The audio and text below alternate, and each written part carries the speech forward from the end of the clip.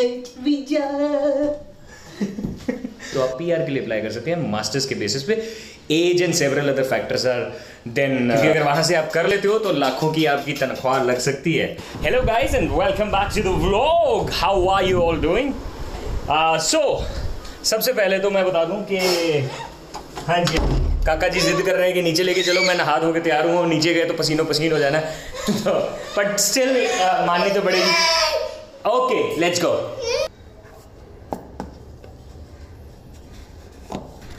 आज के ब्लॉग में आपको बताना है कि वो कौन सा ऑल्टरनेट वे है जो वर्क सर्च वीज़ा जर्मनी का जो मैं प्लान कर रहा था उसके अंदर इतने सारे रुकावटें आने के बाद कौन सा ऑल्टरनेट मेथड सोचा है। यहाँ आवाज़ बड़ी एको कर रही है, नीचे चलते हैं। उधर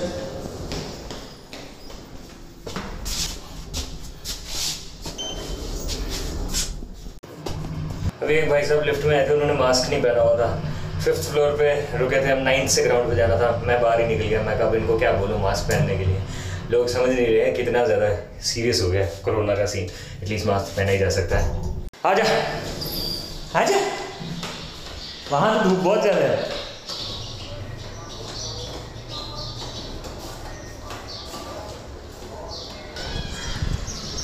ओह, ऊपर धूप इतनी ज़्यादा थी, कहता स्विंग्स लेनी है। मैंने कहा भाई इतनी धूप में स्विंग लेते लेते दिमाग ही स्विंग कर जाना है। यहाँ पे भी एको कर रही है आवाज़, तो ऊपर चल के आपको आराम से बताऊँगा कि क्या है वो ऑल्टरनेट वे जो सोचा है अगर जर्मनी जाना है तो।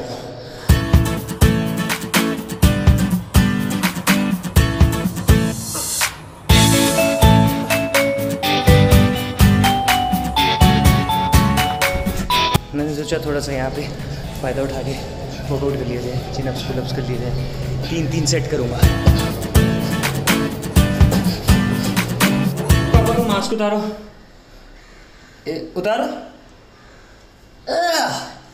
Thank you. तो जब तक अमृत आ रही है तब तक आपको बताता हूँ वो ऑल्टरनेट स्टेप जो मैंने जॉब सीकर वीज़ा में हर्डल आने के बाद डिसाइड किया।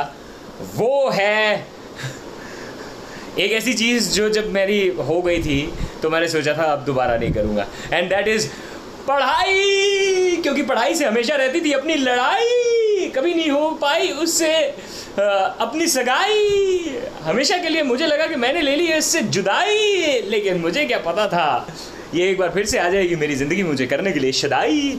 लीजिए, शरावत ने डांस किया था और जलेबी बाई।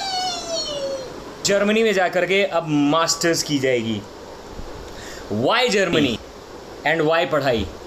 देखिए ऐसा है कि पढ़ाई से बेहतर रास्ता नहीं हो सकता किसी भी कंट्री का हिस्सा बनने के लिए, क्योंकि पढ़ाई जब आप कर रहे होते हैं तो आपका सर्कल भी बनता है। आप जहाँ पे थोड़ा पार्ट टाइम काम करते हैं, इंटर्नशिप्स वगैरह करते हैं, तो आपका एक्सपीरियंस भी बनता है। तो फिर उसके बाद जो है कंपनीज़ जो हैं वो आप देखती हैं कि आपने यहाँ पे पढ़ाई भी की है, तो उस कम्युनिटी का, उस कंट्री का थोड़ा बहुत आपको हिसाब किताब हो गया।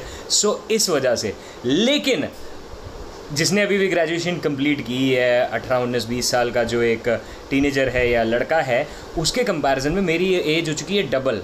तो फिर क्या मेरे लिए ये चैलेंजिंग नहीं रहेगा? बहुत ज़्यादा सुपर चैलेंजिंग रहेगा। बट मैं ऑनेस्टली जैसा मैंने आपको पहले भी वीडियो में बताया था कि मेरे लिए ये कंटेंट का कंटेंट बनता जाएगा, एक self I would say exploration का पाथ भी बन जाएगा, चैलेंज का चैलेंज भी हो जाएगा, और आपको मेरे ज़रिए ये पता लग जाएगा कि इस एज में अगर कोई ऐसा स्टेप उठाता है तो वो क्या बेवकूफ़ी करता है या वो समझदारी का काम करता है। Why Germany? Because there are 7 factors जो मैं अभी आपके साथ डिस्कस करने वाला हूँ। Why I choose Germany over other countries. Hello friends, poha खा लो। टॉप 7 ऐसी बेनिफिट्स या टॉप 7 ऐसे एडवांटेजेस जो आपको जर्मनी में जब आप पढ़ाई करने के लिए जाते हैं तो मिलते हैं। सो नंबर 1 इज के पब्लिक यूनिवर्सिटीज़ में एजुकेशन जर्मनी में पता कितने की है मास्टर्स? लाखों की होगी। लाखों की नहीं है, हाँ लाखों की है, क्योंकि अगर वहां से आप कर लेते हो तो लाखों की आपकी तनख्वाह लग सकती है। टैलेंट दिखाओ, किस्मत चमकाओ तो आपकी इतनी तनख्वाह लग सकती है। मतलब कि लाखों की है, लेकिन पब्लिक यूनिवर्सिटी में अगर आपको एडमिशन मिल जाती है तो एजुकेशन है फ्री फ्री फ्री। हाँ, कुछ सेमेस्टर फीस होती है, सेमेस्टर यानी 6 महीने का जो सेमेस्टर होता है 250, 300, 180, 200 यूरोस के आसपास की होती है। या दैट्स अबाउट इट, जो कि बनता है अगर 300 यूरो भी मैं मान लो 6 महीने का 300 यूरो हो जाएगा 30,000 रुपये। यस, मैं 100 के हिसाब से यूरो लगा रहा हूँ, वैसे 90 के आसपास चल रहा है euro. So that is the most number 1 fantastic वाला बेनिफिट। दूसरे नंबर पे जर्मन यूनिवर्सिटीज़ की एजुकेशन को टॉप क्लास एजुकेशन माना जाता है। कभी कभार तो उन डिग्रीज को ठंड भी लग जाती है। क्यों? क्योंकि टॉप क्लास टॉप पे होते हैं, तो टॉप पे ठंड ज़्यादा होती है। मतलब कहीं पे भी उसकी मान्यता दत्त है, मतलब कि उसको कहीं पे भी एक्सेप्टेंस जो है वो मिल जाती है। सो या, और DAAD.de पे जा करके वहाँ पे आप फिल्टर्स लगा करके देख सकते हैं कि आपको किस फील्ड में एजुकेशन चाहिए। नंबर 3 का बेनिफिट, अमृत, नंबर 3 का बेनिफिट ये है जर्मनी में पढ़ाई करने का, देवियों और सज्जनों, वो ये कि आप अब जैसे थोड़ा बहुत तो खर्चा होगा ना, क्योंकि एक्चुअली नंबर 3 का ये वाला बताता हूँ पहले बेनिफिट, कि वहाँ पे रहना यानी cost of living in Germany compare to other European countries and compare to other top class countries as well सस्ता है। एक अगर स्टूडेंट जाता है तो उसका मेन तो रेंट ही आता है, पर स्टूडेंट्स जो है डॉर्मेटरीज वगैरह में रह लेते हैं, शेड में रह लेते हैं, तो 200-300 के आसपास यूरो का रेंट जो है। आप मुझे INR में बताओ, मुझे ऐसा अरे 90 रुपए के हिसाब से मल्टीप्लाई कर लो ना, कि अगर 300 यूरो के आसपास आ रहा है तो 30,000 के आसपास। इतनी अच्छी मैथ्स होती ना, मैं एल्बर्ट आइंस्टाइन होती। ये तो बहुत शक्ल लगती है, मैं तुम्हें देखो जरा, ये देखिए, लगती नहीं लगती? मल्टीप्लाई करके, मल्टीप्लाई नहीं 37 भी नहीं, 27,000 90 के आसपास चल रहा है। वाकई इसने बात सही कही थी। मेरी हिंदी गंदी है, लेकिन आई मेंट 27,000। तुम्हें पता है आइंस्टाइन को आइंस्टाइन क्यों कहते थे? मेरा मजाक उड़ाना है। नहीं, अरे क्योंकि वो आयन करते रहते थे ना कपड़ों को, इसलिए आइंस्टाइन। इतने बड़े महान आदमी के लिए आप ऐसी बातें कर रहे हो? हाँ, तो महान आदमी की आत्मा खुश होगी कि उन्हें याद करके हंसी मजाक की जा रही है। आत्मा की खुशी के लिए कर रहा हूँ मैं ये। अच्छा, सो कॉस्ट ऑफ लिविंग जो है compare to other countries top class. अगर मैं मुंबई की रेंट की बात करूं तो मतलब वहाँ पे भी बड़ा ज़्यादा रेंट, यहाँ पे भी मतलब बड़ा ज़्यादा रेंट आता है। बट ये मैं डॉर्मेटरीज या ये मैं शेयर्ड अकोमोडेशन की बात कर रहा हूँ, लेकिन अब अगर हम जाएंगे तो फैमिली साथ में होगी तो हमारा कितना आएगा ये सब कुछ फिगर आउट करना है। बट हाँ, कॉस्ट ऑफ लिविंग कंपैरेटिवली सस्ता है। नंबर 4 का बेनिफिट, अमृत गुजरी, खाना पीना भी सस्ता है। हाँ, खाना पीना भी कंपैरेटिवली सस्ता है, पर वहाँ पे कैश ज़्यादा चलता है, कार्ड्स वगैरह कम ही चलते हैं। और वो डिसिप्लिन के भी बहुत ज़्यादा होते हैं, मतलब ऐसा है कि जो टाइम दिया है वही टाइम पे। मैं तो ऐसी हूँ। हाँ। आपको पिछले ब्लॉग में बताया था ना, 5 बजे का अपॉइंटमेंट था, 5:03 पे भी हम सड़क पे थे। हाँ, और पहुंचे कितने बजे तक? तो बड़े पहुंचे हुए बंदे हैं। अब अगर आप अपनी मास्टर्स को वहाँ पे कंप्लीट कर लेते हो, नंबर 4 का बेनिफिट है, मास्टर्स को वहाँ पे कंप्लीट कर लेते हो या अपनी एजुकेशन को वहाँ पे कंप्लीट कर लेते हो। डिपेंड करता है कि आपका कितनी देर का कोर्स है। कुछ कोर्सेज 2 सेमेस्टर यानी 1 साल के होते हैं, कुछ 3 के होते हैं, कुछ 4 के होते हैं। जब आप उसे कंप्लीट कर लेते हो तो जर्मनी एक ऐसा कंट्री है जो आपको 1.5 साल का, अमृत ये तो तुम्हें पता है, मैंने बताया था पहले भी, 1.5 साल का, दिखाओ काटने की स्पीड दिखाओ, उंगली ना काट लेना स्टाइल के चक्कर में, 1.5 साल का जॉब सर्च वीज़ा आपको मिलता है। अच्छा, एक और बात बताऊं, दोबारा से पॉइंट नंबर 2 पे वापस जाता हूँ। क्या हुआ? इतना तो हमारे इंडियन पेरेंट्स भी हमें टाइम नहीं देते। शर्मा जी के बेटे ने जो इतनी बड़ी जॉब ले ली है, शर्मा जी के बेटे ने मरवा दिया है, लेकिन हम जाएंगे जर्मनी क्योंकि वहां पे हमें मिलेगा 1.5 साल का जॉब सर्च वीजा। 1.5 साल का वर्क सर्च वीज़ा जो है, जब आपको मिलता है, अनलेस किसी की किस्मत के कच्चे फटे हुए हैं, मिल ही जाता है। ठीक है। अच्छा, अब दूसरी चीज़ ये है कि अगर आपने जर्मन यूनिवर्सिटी से अपनी एजुकेशन कर ली है, मास्टर्स कर ली, तो आप और किसी कंट्री जैसे कि सच एज कनाडा में अगर आपने मास्टर्स कर रखी है, आपका फॉरेन एक्सपीरियंस भी है, तो आप वहाँ पे भी जॉब के लिए अप्लाई कर सकते हैं, आप PR के लिए अप्लाई कर सकते हैं मास्टर्स के बेसिस पे। As and several other factors are then important, they play a very important role, but that's all together a different discussion जिसको किसी और दिन करेंगे। वंस अगेन मैं एक बात बोलना चाहूँगा कि मैं कोई इमिग्रेशन एक्सपर्ट नहीं हूँ, मैंने रिसर्च की है बैठ के, इसीलिए पिछले कुछ दिनों से व्लॉग्स जो है मैं आपके लिए नहीं लेके आया, क्योंकि मैं लगा हुआ था पढ़ाइयाँ करने में, रिसर्च करने में कि क्या क्या चीज़ें जो है वो बेनिफिशियल है, और मैं आपको ये भी बताऊँगा नुकसान क्या क्या है, लेकिन वो अगली वीडियो में। नंबर 5 का बेनिफिट जो मैं नंबर 3 के पॉइंट पे कहने वाला था, नंबर 5 का बेनिफिट ये है, अमृत गरी पसीना पहुँचो, एक सेकेंड, पता लगना चाहिए, खून पसीना बहाया है। खून कहाँ है आपको बताता हूँ, खून कहाँ है, खून रगों में बहाया है और पसीना जो है चेहरे पे। सो नंबर 5 का बेनिफिट बहुत इंपॉर्टेंट है कि छोटा ही सही, थोड़ा ही सही खर्चा तो होगा, लेकिन क्या वो खर्चा आप बार बार घर से मंगवाएंगे, पेरेंट्स को तकलीफ देंगे या फिर क्या। उसके लिए स्टूडेंट्स को ये अलाउड है कि हफ्ते में 20 घंटे पार्ट टाइम की जो जॉब होती है वो कर सकते हैं। एंड अमृत एक बहुत बढ़िया बात, जब वेकेशन होती है ना, जब गर्मियों की छुट्टियां होती थी, हम नानी जी के घर भाग जाया करते थे या हम कहते थे हमने कोई काम नहीं करना, तो वहाँ ये सीन है, इधर देखो, इधर करते थे, हम लड़कियां होते हैं, हम करते होते हैं, तुम लड़के होते हो, क्या करते होते हो, निकम्मे होते हो। अच्छा, ये तो बैटल ऑफ सक्सेस हो जाएगा, इसके बारे में कभी नहीं बात करेंगे, आई मीन कर सकते हैं कभी भी, लेकिन हाँ।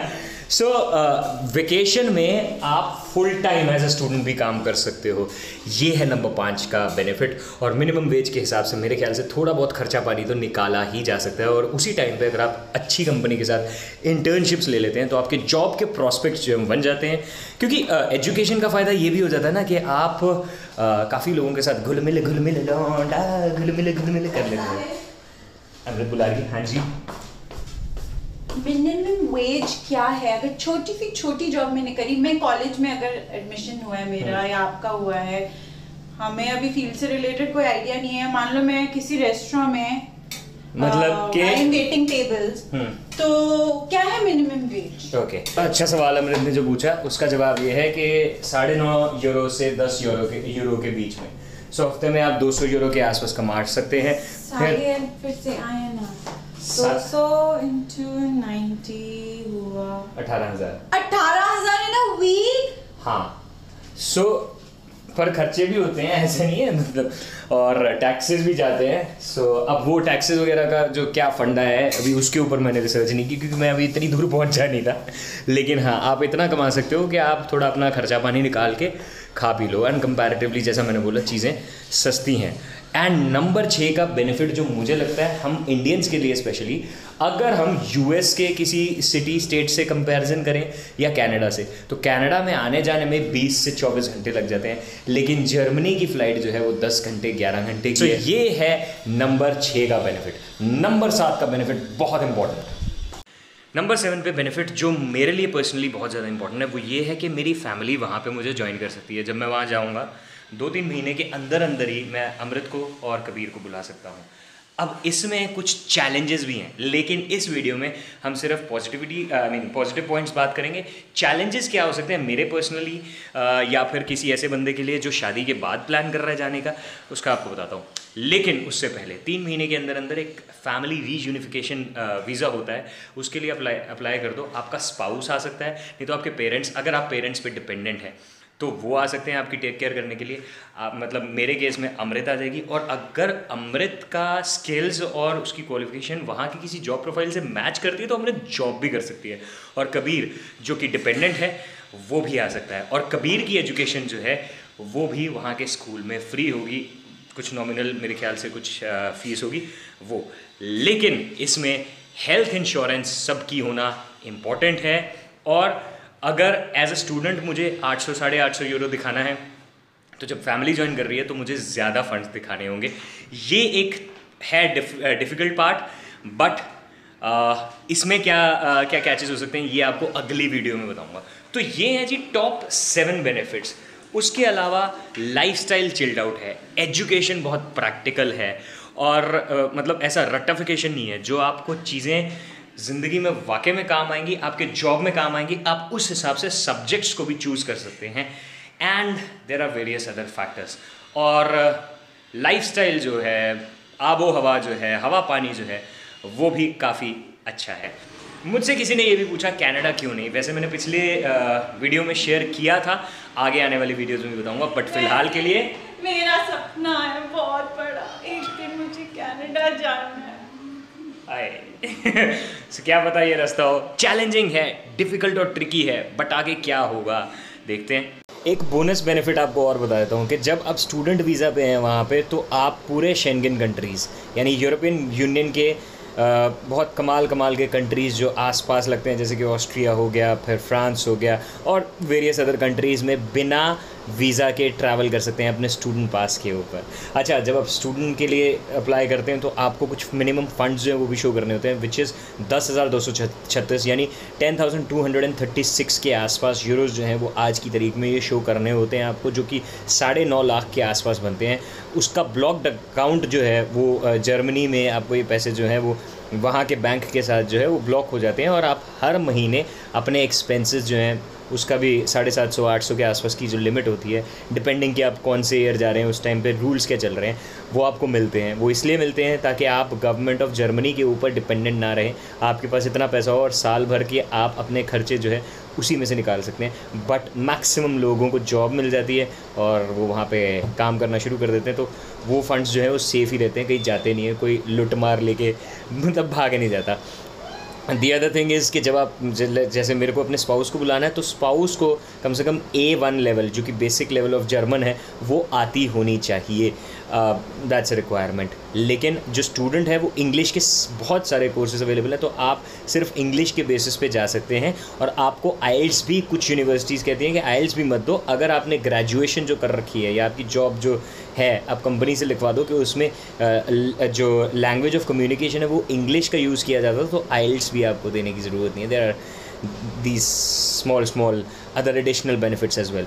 अब आगे चैलेंजेस क्या, वो नेक्स्ट व्लॉग में। लेकिन अगर आज का आपको व्लॉग जो है वो इन्फॉर्मेशनल लगाओ, अगेन मैं बोलूँगा कि मैं कोई एक्सपर्ट नहीं हूँ इस मामले में, ये मेरी पर्सनल रिसर्च है मेरे अपने फ्यूचर प्लान्स को लेकर के, और मैं आपको एक्सपीरियंस पूरा मेरे साथ आपको जीने का मौका मिलेगा, यही मेरा मकसद है। और कंटेंट ही मैं बेसिकली इसे सीख कर रहा हूँ, उसके साथ साथ मेरा भी भला हो जाएगा, थोड़ी एजुकेशन बढ़ जाएगी और कुछ चीज़ें पता लग जाएंगी, बट मैं साथ के साथ अपना जो काम कर रहा हूँ वो भी करता रहूँगा। सो खैर, ये सब कुछ आपके साथ डिटेल में शेयर करूँगा। आज का व्लॉग अगर आपको इन्फोटेनमेंट